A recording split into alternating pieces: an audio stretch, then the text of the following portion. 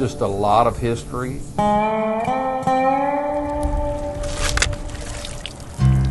Seafood town, you know, industrial town. It's a small town. Everybody knows everybody. Hospitality we are. That's what Mississippi is.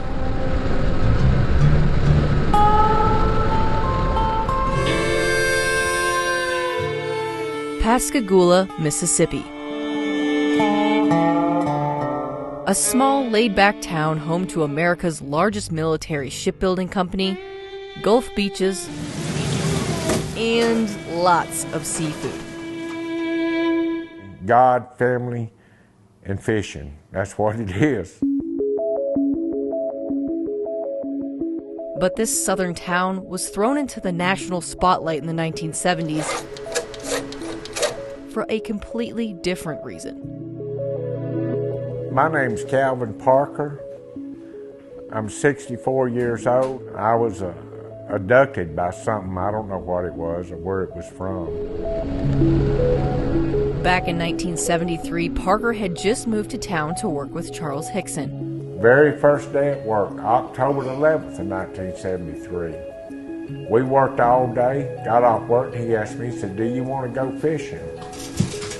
Well, you know, that wasn't a decision for me. Yeah, sure, I wanted to go. They went fishing on steel docks off the Pascagoula River, past a no trespassing sign, when he says the extraterrestrial happened. And it was so bright it was blinding, and these lights was coming from inside a crowd. And then before we knew it, we both stood up and was already turned around and looking.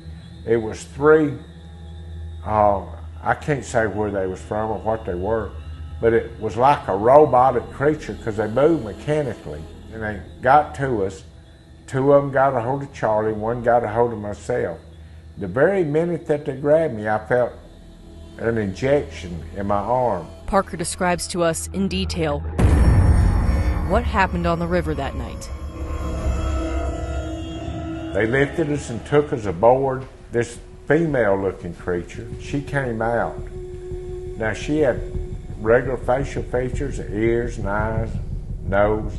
The only difference I seen in her than what we would, and if you think about it and look at your hands, these two fingers right here are longer, and they was just a little bit longer than ours on her. And she took this right hand and she run it up down the back of my throat. Well, I started choking.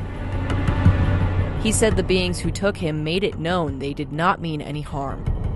And that's when he picked me up and they carried me out, set me back down by the river, and it gets to be a long story after that.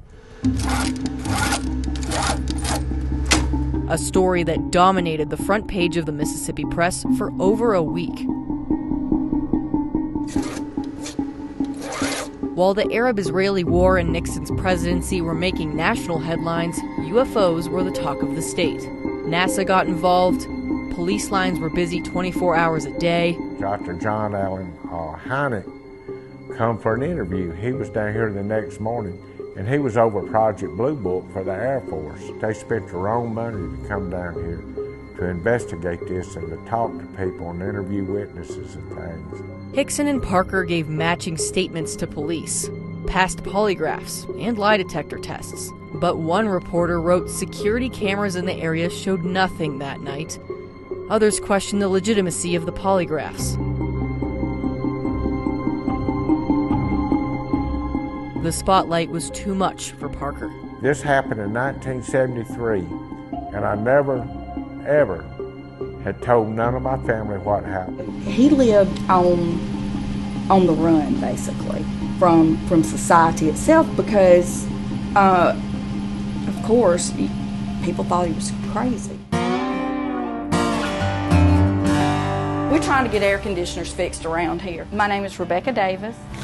I'm the executive director for Main Street Pascagoula. Over the past year, Davis helped connect Parker and his story to present-day Pascagoula. In 1973 was a different age, a different time, and it was taboo. You didn't talk about stuff like that. People, I think, today are more open-minded. Book signings, events, all with the support of the city and its mayor. A lot of people that are interested in it that today that weren't alive then and had not completely heard the story. People need to know about it. Today, people are more open about their experiences. After the incident happened, we went down there, me and my dad and mom went down to the place where it happened at. It's like a big old spaceship had landed, and it was just incredible. It was just freaked me out, you know. The young I was, it freaked me out, you know, and I couldn't believe it.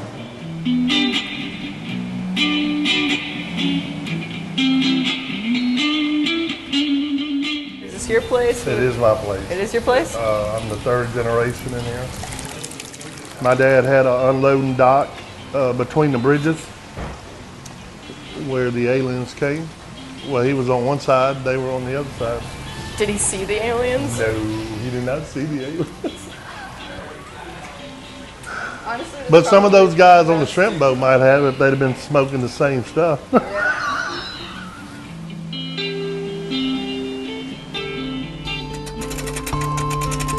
After decades of hiding, Parker no longer lets his experience impact his life.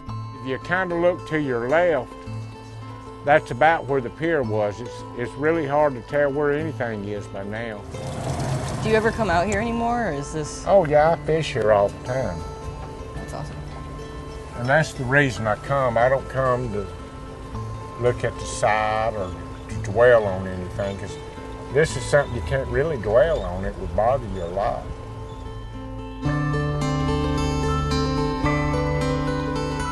I remember a time that I didn't want to come back here. I could care less. The dock where it all happened is unrecognizable. It was the evening of October 11th, 1973. But a new reminder was put in place this year, a permanent marker of a defining moment in Parker's life. How does this make you feel when you see this here? Well, I have mixed emotions. It makes me feel good that the city is kind of honoring what happened, or, you know, I don't know. I really don't know. Not honoring what happened, but admitting what happened and making it part of their history. We're always going to be supportive of Calvin. People love him. He's a lovable guy. He is salt of the earth, just plain Jane man, okay? Country is cornbread. Do you wish you would have told your story sooner? No, I think I picked the right time to tell it, and I tell you why.